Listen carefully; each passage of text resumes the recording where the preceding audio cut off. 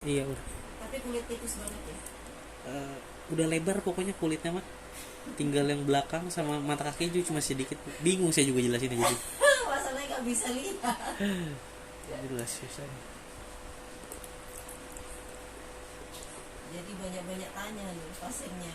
Ini kalau dokter udah jangan banyak-banyak tanya gitu nanti. Kalau saya harus banyak nanya bu, biar Iya, nanti nggak makanya. bingung. Iya. Kalau dokternya kan jangan banyak-banyak tanya, yang penting udah edit. Assalamualaikum, apa kabar teman-teman semua? Semoga sehat selalu ya. Nah, pada video kali ini teman-teman ya, gua lagi mau ganti balutan nih. Ya, ini balutan pasien dengan diabetes mellitus ya teman-teman ya. Mungkin teman-teman kalau yang udah sering ikutin video gua ya, mungkin udah tahu juga pasien yang ini teman-teman.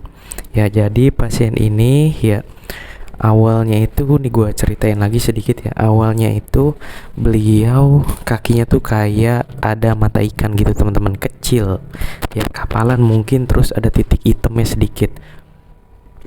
Nah, dari situ kakinya tiba-tiba bengkak dan dia berobat ke puskesmas, dikasih obat terus nggak membaik, malah tambah parah.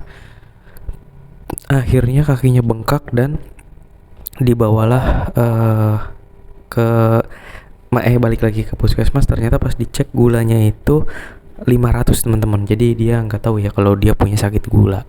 Akhirnya dibawa ke rumah sakit, akhirnya operasi. Ya mungkin teman-teman bisa scroll videonya ke sebelum-sebelumnya ya, itu ada kok pertama kali gua ngerawat luka seperti apa bentuk lukanya. Dan sekarang lukanya udah seperti ini teman-teman. Udah ada epitelnya, mantep. Ya, pasien ini tuh pengen banget sembuh ya teman-teman ya. Jadi beliau bener-bener jaga pola makannya. Walaupun gue bukan ahli gizi, tapi di sini gue ngerawat luka tuh sambil mengedukasi tentang makanannya juga. Ya, jadi sebenarnya kalau di bagusnya memang kalau ada sakit diabetes baiknya datangnya ke ahli gizi teman-teman ya, supaya tahu apa aja yang boleh dimakan ya, kebutuhan gizinya tuh berapa ya, karena kan ada hitung-hitungannya ya teman-teman ya. Nah, kalau pada pasien ini dia itu tidak mengkonsumsi nasi lagi ya, dia konsumsinya tuh kentang ya, beras merah juga, terus apalagi ya, nasi jagung gitu-gitu teman-teman. Dan dia ini suka banget makan putih telur teman-teman ya. Jadi karena dia makan protein, tinggi protein ya, putih telur sekilo tuh habis mungkin 3-5 hari teman-teman. Jadi dia tuh beli putih telurnya doang di tukang kue, kan suka ada itu teman-teman ya. Akhirnya dia makan ya, pokoknya kulitnya bagus teman-teman ya. Jadi pertumbuhan tuh epitelnya tuh pink banget kalau teman-teman lihat ya. Barusan gua cuci pakai sabun khusus cuci luka ya teman-teman ya, tidak perih. Di sini gua jual juga produknya khusus sabun cuci luka. Nah, jadi seperti itu teman-teman ya. Jadi kalau teman-teman butuh alkesnya kayak seperti sabun antiseptik ya sama salep yang sering gue pakai, bisa langsung hubungin ke gue gitu. Di toko online pun gue jual ya, cuman gue nggak munculin produknya di situ, gambarnya cuman pesanan khusus pelanggan gitu doang teman-teman ya. Buat teman-teman yang butuh jasa perawatan luka area Jabodetabek, boleh banget WA ke gua ya, nanti gue bisa visit langsung. Dan bahkan kalau teman-teman memang berani ngerawat lukanya, bisa gua ajarin langsung teman-teman. Jadi sekali pertemuan gua ajarin langsung biar bisa rawat lukanya sendiri gitu. Buat teman-teman yang di luar daerah atau luar pulau atau ngejauh dari gua ya, bisa banget konsultasi lewat online ya. Jadi nanti itu berbayar seikhlasnya teman-teman.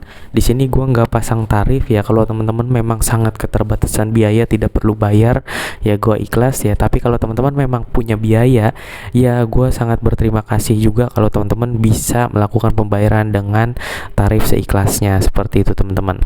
Nah, ini luka teman-teman ya. Ini teman-teman bisa lihat ya, lukanya tuh merah banget ya. Luka kalau warnanya merah banget tuh yang di mata kaki ya, itu artinya bagus. Nah, yang di area tumit belakang ini nih ada yang agak-agak gelap tapi banyak merah-merahnya juga teman-teman. Ya, ini juga sebenarnya sih bagus ya, cuman masih ada putih-putihnya sedikit, tapi nggak masalah gitu. Intinya teman-teman ya, untuk penyembuhan luka, ya ada beberapa faktor. Salah satunya adalah nutrisi, keinginan pasien untuk sembuh, penyakit yang diderita, sama support dari keluarga. Ya kita bahas ya support keluarga. Support keluarga ini penting ya teman-teman ya. Dari dia menyediakan kasa, salep dan lain-lain ya. Karena kan orang yang sakit tidak mungkin bekerja teman-teman, tidak mungkin sambil bekerja. Oke.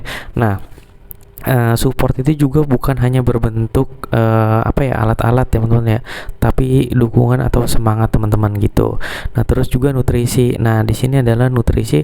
Nah nutrisi teman-teman ya, kalau pasien yang nggak mau makan ya lukanya juga gimana mau sembuh ya. Jadi nutrisinya juga harus bagus, apalagi dengan pasien diabetes. Nah penyakit yang diderita ini adalah yang dimaksud dengan penyakit apa? Bisa hipertensi, pembuluh darah kah, diabetes kah, dan lain-lain teman-teman ya. Jadi masalah penyakitnya juga harus teratasi. Kalau memang dia sakit gula darah, ya berarti gula darahnya harus terkontrol ya. Kalau teman-teman pakai jasa perawatan luka yang sangat mahal dan alat-alat yang sangat mahal, tapi dari faktor-faktor yang gue sebutin tadi tidak terpenuhi, misalnya nutrisi atau enggak penyakitnya tidak dapat terkontrol atau enggak support keluarga itu kurang ya, itu lukanya juga tidak akan sembuh, bahkan malah makin parah. Seandainya sembuh pun pasti lambat, pasti ada kegagalan di dalam, ya kasarnya di dalam suatu sistem gitu ya. Mungkin ya sistem penyembuhannya lah, seperti itu teman-teman. Jadi memang saling sangat berkaitan. Nah ini kebetulan gue pakai lampu infrared ya sama ozon ya teman-teman ya. Jadi sebenarnya lampu infrared ini sama ozon itu hanyalah terapi tambahan.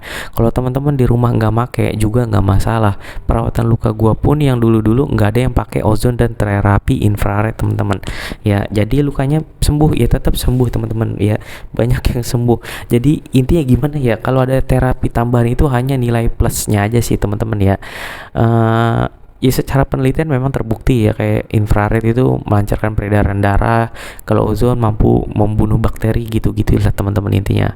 Yang mau gue ceritain di sini teman-teman ya, nggak ada produk apapun yang paling bagus. Yang penting adalah teman-teman tahu proses perkembangan atau enggak penyembuhan lukanya dan kondisi lukanya seperti apa. Karena kalau luka ini teman-teman itu pengkajiannya itu harus setiap ganti balutan.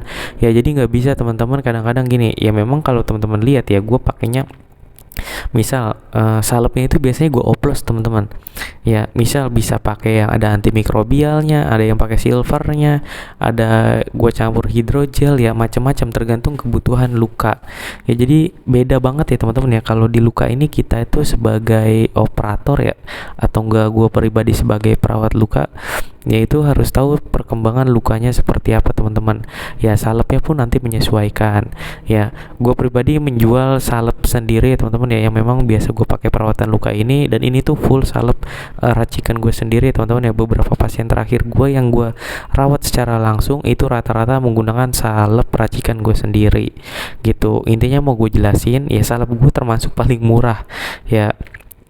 Intinya yang mau jelasin bukan masalah murah atau mahalnya dari suatu salep, tapi teman-teman harus tahu ya kapan harus menggunakan ini, kapan harus menggunakan itu. Salep pun ada banyak mereknya ya, ada segala macam kegunaannya. Tapi kalau teman-teman salah dalam menggunakannya atau enggak lukanya enggak sesuai dengan salepnya, biasanya lukanya juga akan bisa makin benyek, bisa akan lambat pertumbuhannya. Intinya macam-macam teman-teman. Sama penutupnya juga ada kasa, ada foam dressing, ada alginat, ada apalagi ada hidrokoloid, itu banyak teman-teman, ada transparan film ya. Cuman itu masalah menyesuaikan kondisi ekonomi kalau gue pribadi. Yang kalau teman-teman lihat ya, kalau perawatan luka gue kebanyakan memang hanya memakai kasa ya, bahkan ada yang pakai soft tag atau enggak pampers ya. Itu tinggal dimodifikasi aja sih teman-teman ya. Itu tergantung pengalaman kita saat merawat ya, dan disesuaikan juga dengan kondisi ekonomi ya. Misalkan gak mungkin kalau orang keterbatasan ekonomi masa kita kasih foam dressing ya. Foam dressing juga ada ada kegunaannya masing-masing teman-teman. Jadi sebenarnya nggak sembarangan semua luka harus pakai foam dressing, enggak juga. Nggak semua luka harus pakai hidrokoloid, yang enggak juga gitu. Nah ini salepnya teman-teman ya, salep racikan gue sendiri ya. Memang tidak gue jual bebas ya, biasanya cuman gue jual ke orang yang bertanya, dan memang yang gue lihat dulu lukanya seperti apa. Karena salep itu biasanya nanti akan bisa dicampur dengan salep lain ya, tergantung kebutuhan lukanya tuh apa. Jadi intinya gue harus tahu dulu lukanya luka gimana gitu. Untuk sabunnya pun sama spray antiseptiknya gue juga jual ya teman-teman ya. Buat teman-teman bisa hubungi gue langsung lewat WA, nanti nomornya gue cantumin di kolom deskripsi atau enggak kolom komentar. Kalau belum nongol nomornya, teman-teman scroll aja ke video gue yang dulu-dulu, yang di bawah itu ada ya teman-teman ya. Jadi nomornya udah gue banyak cantumin di situ ya. Mungkin itu aja sih teman-teman video kali ini dari gua. Intinya jangan anggap remeh luka yang kecil ya teman-teman ya, karena luka yang besar itu bermula dari luka yang kecil, hanya setitik pulpen mungkin gitu ya, hanya cuman setitik nih awalnya, contohnya kasus kaki yang ini. Sekian videonya dari gua. Wassalamualaikum warahmatullahi wabarakatuh.